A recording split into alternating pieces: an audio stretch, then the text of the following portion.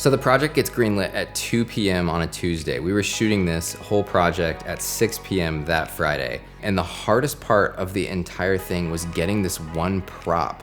And it just sounds like the sketchiest request of all time to be like, hey, I'm shooting a short film and I need a cadaver cart for just 24 hours. It's like just for a night. I just need to rent it for a night.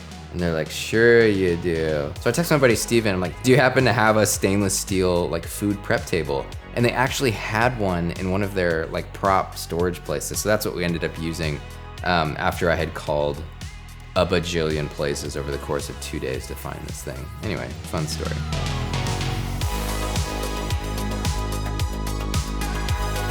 Hey, welcome back to another episode. Today we're taking a behind the scenes look at a piece that I directed for Life.Church. This was for their Good Friday Easter weekend experience. This piece set the tone for the whole thing. It played live at all the Oklahoma City campuses and it played on their online global platform as well.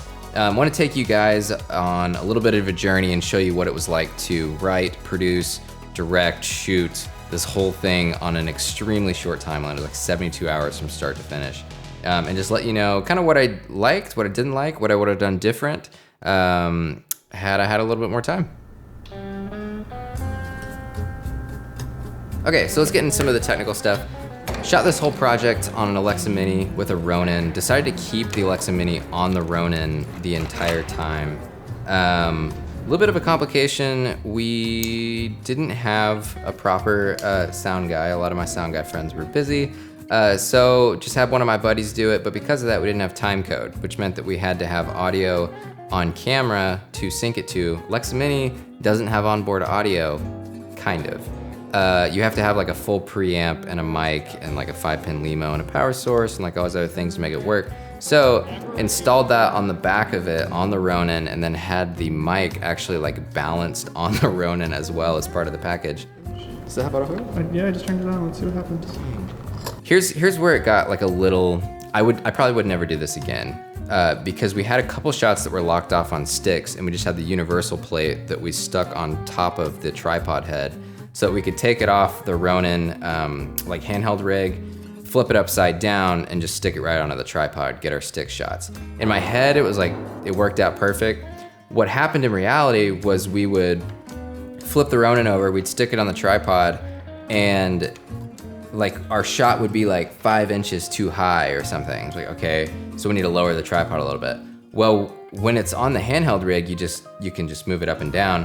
When it's flipped upside down, there's actually nothing to grab onto and it's already like balanced and the motors are running. So you have to like pause the motors, lock every single axis, grab onto it, have someone else lower your sticks by 5 inches, lower it just a little bit, lock it, unlock all the axis, rebalance, recheck your shot, and then if it works, then like, great, go ahead and shoot it. Which would have been fine for like 2 or 3 shots, but you do that for like 12 hours and daggone man, I kind of lost my mind at one point actually. I think in hindsight, I probably would have just used 2 separate cameras, had one dedicated for like sticks, locked off shots, and had the other one just live on the Ronin the whole time. 2, 1. Okay, yeah, so for the overhead shot, we didn't even use the Danny Dolly setup. We just used the Danny Dolly rails, and then we took a hi-hat, flipped it upside down, put a universal mount on it, attached the Ronin to that, and then we Cardellini'd all the hi-hat pieces to the rails. Shout out to Brandon Waddell coming up with that sick idea. By the way, Brandon Waddell was our gaffer on this one. Dude's a freaking rock star. The whole crew was just rock stars, like amazing people. Taylor Ilgen operating the Ronin most of the time, and yeah, they killed it. Everyone did great. Hoku on wardrobe, amazing people. Super grateful for all that. Crushed.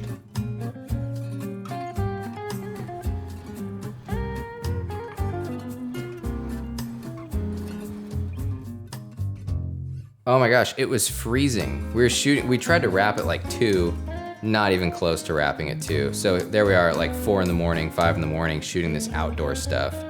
And we were just kind of miserable. But when you're around good people, when you're around good crew, it makes it a lot more palatable to be freezing and having your toes feel like they're about to fall off. So surround yourself with good people and your toes falling off will not be as bad. I'm gonna make that my new Twitter bio. I don't even have Twitter. I might get it though since Elon bought it. So for that starting shot with the car coming in, we did the old trusty like Ronin on a ladder setup. So what you do is you get a Ronin, you take it off of the handheld part, you flip it upside down, and you stick a universal plate onto a hi-hat, like a Ronin universal plate. If you stick 2 apple boxes onto a ladder, I think it's like a 1/4 and a half. It like perfectly aligns with like the top 2 edges of the ladder, and you can ratchet strap it down and it creates this rock solid base on the top of a ladder. What you end up with is a motorized head, 14 feet up in the air that you can control. You're just down on the ground, just beep boop, beep boop, beep boop, beep boop. Just playing video games, man. That's it. Robots and video games. That's what the film industry is, kids. Man, friggin' Hannah Reese was the actor on there. Hannah Reese and Kyle Ulick. I think that's how you say his last name. I'll ask him. She was a total pro. We were kind of cutting up here and there, and she just stayed like rock star the whole time, which was awesome. So thank you, Hannah, if you watch this.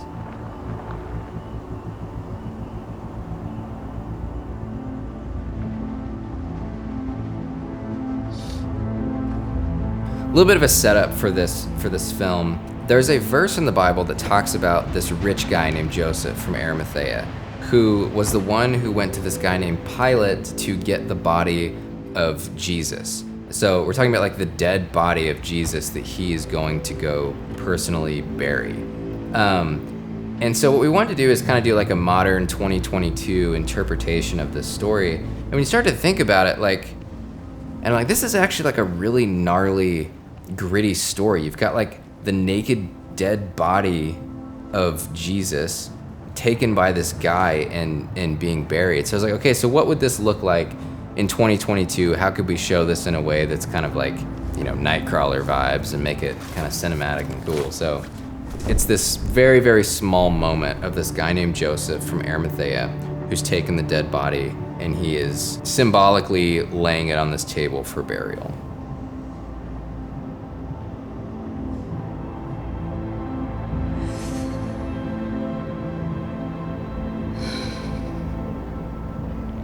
I've kind of wondered how much to share of this story. So if you're down to like hang around for a little bit, I'll tell you a little bit of my story and why this project means a lot to me.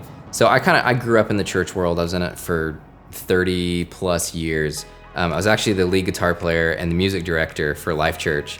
That's how I know all these guys at Life.Church, good buddies of mine, great people. And man, a couple years ago, I was just like stressed out of my mind. I was burned out. I was doing video full time while trying to do the music thing. And I ended up just like walking away from all of it. And through it, man, I just had like so many questions.